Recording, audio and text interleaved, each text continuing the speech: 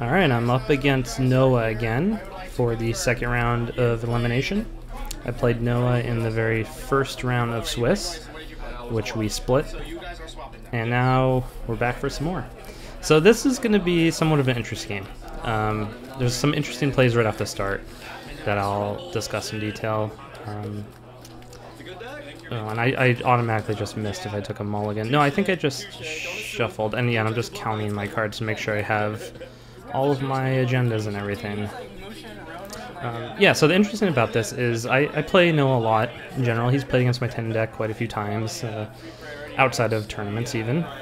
And I played him the night before this tournament, just some fun casual play, getting ready, and I played him in the first round. So at this point, he basically knows every card in my 10 deck. You know, he knows what to expect. So that's the first thing I want to point out here. He is playing Gabe on the right side of the screen. We're just waiting to start. I'm deciding if I want to keep it. It looks like I have a couple pieces of ice. I have a successful demo, and I have 2 agendas. So that's not bad. That's some, yeah, and it looks like, that was a Grim, and I couldn't quite tell what the other agenda was, but I think it was maybe a Snowflake. Yeah, I believe that's right. So it looks like I'm keeping this. This is the type of hand, it's pretty good. The 2 agendas in there, especially against Gabe, you know, where an early sneak door is to be expected, is not great, but I don't know, it's very risky to mulligan, especially against Gabe, I found, especially against criminals, but especially against Gabe. So I think I have to take this and defend up HQ, and probably just put that Grim down on R&D as sort of a bluff. So we get a little fist bump going there, wishing each other luck. Drawn to Jackson Howard. This is not horrible. No, it's not another agenda, so that's something. So yeah, I install the Snowflake on HQ, get some early game end the run. This 10 deck also has a lot of end the run ice, a lot of cheap end the run ice, because that's what 10 wants. So first click, he is special order. This is a very unusual criminal play here. Firstly, they usually want to see what your ice is. So he already had this planned out, right? And he's putting down that Corroder. Click 2.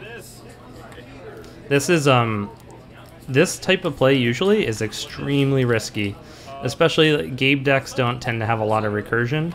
I know that Noah's does, but they don't usually. And so click 3.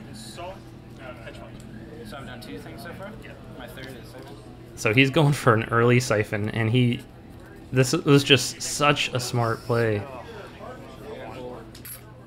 So I pay 1, and he has plenty of money to get through that.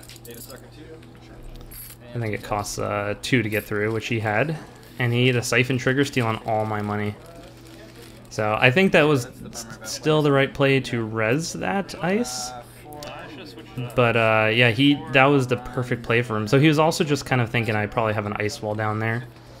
He took a little bit of a gamble, because I might have had a Grim there, which would have been pretty bad.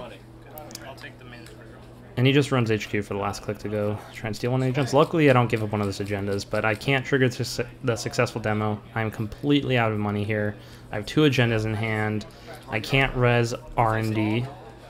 So this is all really bad. Luckily, that Jackson Howard's going to help a bit here, so I can... Now, I've used 2 clicks already. I can't install another piece of ice because I don't have money. So I'll be able to ditch these agendas. Those will definitely go out. But I am in a really bad situation here. So an indexing, he could kill that Jackson and he could go indexing, is a pretty strong play. I have built-in siphon defense right now, and that I have no money. So he's going R&D first click. I cannot res the Grim, so he sees an Eli. And right now he could get into HQ effectively for free. So he's going Archive second. I just take all 3 cards, dump them back in. That was 2 agendas. I think that was 3 agendas. I think that was probably the NAPD that I also threw back in.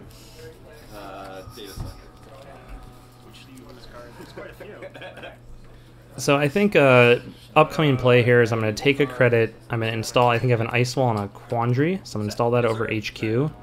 And then I'm going to take another credit. So then at least I could keep him out of HQ, and if he runs HQ, well, I probably need to put the Quandary down, right? So he sees the Inazuma. Yeah, that's the right play. And he's getting an HQ here for free. He also knows, like, for sure that he does not have to clear the tags against my deck. My deck does not have any tag punishment. It's just a sacrifice in the deck. I would love to have some, but when it came down to influence and card slots, I just could not fit it in. And so I mean, my kind of natural defense against that is I have a lot of decent ice against the Count Siphon, in most cases. That was a bold play at the start for him, and it worked out. Just totally suppressed me. So I'm just moving the Jackson Howard to the other side of the table over there is what's going on with that. So yeah, that was the play. And he is Sneak Doran.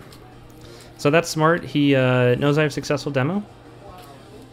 So he doesn't quite know what that ice is in front. Although you could probably figure that's a Quandary. Not sure what else that would be that would really be of a threat. You know, if you didn't want me triggering the successful demo. So I am... Oh yeah, I was going to say I'm getting lucky here on the HQ accesses, but I removed those cards from HQ, so I don't have agendas in HQ. So I put an Ice Wall down. That's just going to do a little bit of taxing. It's just going to slow him down a tiny bit. And I also like to have a... Oh, this is bad. Okay, so siphoning. So he uses Deja Vu in this deck to siphon.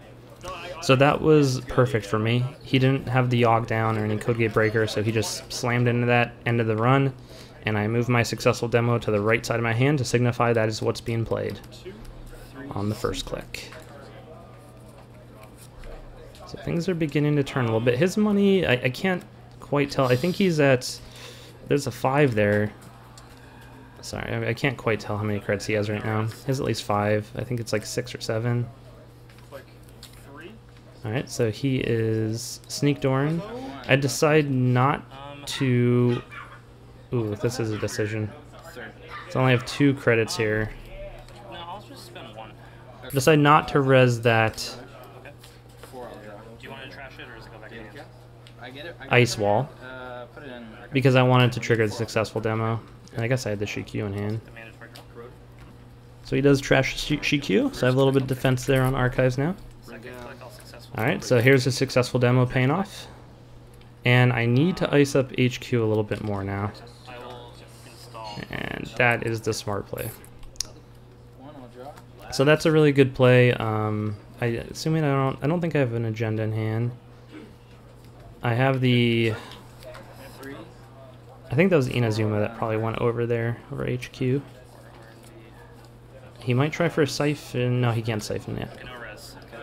Yeah, so just going into R&D, he, that is the Grim defending R&D. First click all hedge fund. So, had 5 credits, able to hedge fund, total efficiency. And I have a little bit of ice I could start installing here. Just what I need. I need to start shutting him out. I need to get Tenon tokens there on the Archives ice wall. And then things can turn around. So this is working out okay. All things considered. And I don't have defense against Sneak Door really. I have an Ice Wall I could use to tax. But, ooh, so he's getting the Yogg down.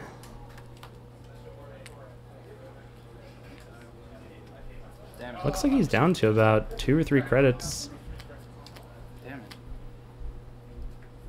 He could still safely run R&D here. He could run. He could try for HQ run as well. But so I get the Tenon token finally. And I draw another Grim. So I might have to res one of those Grims to eat the fairy. I take a voluntary draw. And draw into one of the Brain Trusts. So I've not drawn any Trick of Light yet, which is unfortunate. I think an advance on the Ice Wall here could make sense. Alright, so I just draw another card to get a hedge fund. So my hand's looking okay. I'm a little... I don't know, I think that's the Inazuma over HQ. It might make sense to let him in here. If that's the Inazuma... Yeah, not sure if that was the right play. Okay, I get the Tenon token from it, so... Yeah, and you know what? I did have a couple agendas in HQ, so I think that was a good play. Usually it's nice to have something unrezzed in front of HQ just to create some doubt, especially in Inazuma is really powerful to have over HQ there when he's not building up data suckers. But in that case, I'm getting a Tenon token. I had 2 agendas in hand he could steal, and he was going to be able to get in essentially for free with those icebreakers. He was going to make a credit on that. No, he was going to get in for free. I missed this earlier, but the Shikyu did end up trashing a Desperado. So that was a really good trash. Getting a Desperado like that. I know my Gabe deck only has a couple Desperados in it, so if I lose one of them, it could be pretty devastating. Not just for the credit, but that's the only source of memory in many Gabe decks. And Gabe tends to need that memory. So he did override his Sneak Door beta earlier to put down that Yogg. Alright, so my money situation's looking pretty good. As of right now, I have good Siphon defense. He can't get in, but he's working on it. So what I need to watch out for, and here's a play that I always miss. Like, I'm thinking, you see that Parasite, and you're just thinking, okay, well, I have, 5 turns or whatever until that Parasite breaks down the Inazuma and he could get in. But with a Yogg out, and even before you see the Yogg, that Parasite just needs to go down 2 times, and then hit the Siphons open again. So that's what I am not paying attention to here. And I have Ice in hand I could install. Now it's getting to the point where it's going to be hard to keep him out, though.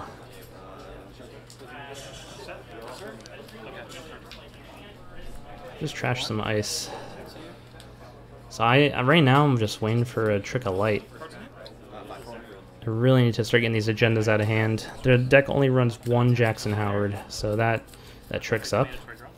He just takes some credits on his turn and draw another Brain Trust. So he is gonna have access to HQ on his turn because that Inazuma is gonna be down to 3 strength, and this is something I don't think I'm really paying attention to. Although I'm not sure if I have defense against it. Inazuma is strength 3, right? Strength 3.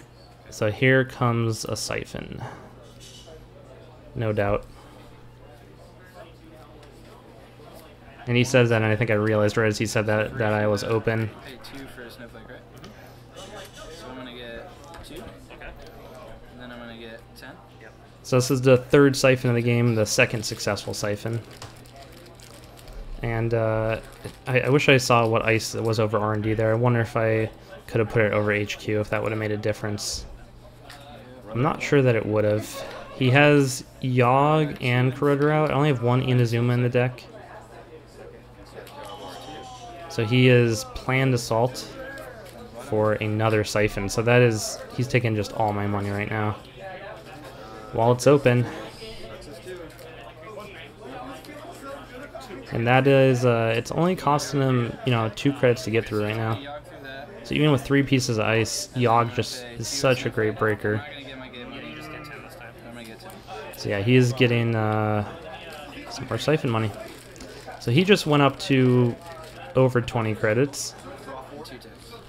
You're in like 22 credits that turn, minus the planned assault. He profited something like 20 credits that turn. So he's going in R&D. I only have 4 credits, so I can't even res the Grim if I wanted to. Grim is not an attractive thing to res when the fairy's out, though. It gets the Philotic. So that is the first agenda score of the game. And the best player, with all these agendas in hand, my hand is full of agendas right now. And he's going to be able to just get into HQ for nothing this next turn. Might be to clear virus tokens. Okay, I'll clear virus counter. Yeah, so that I think was my only viable play there. Just with a handful of agendas like that, he's coming into HQ. It said leave it on here unless you say otherwise?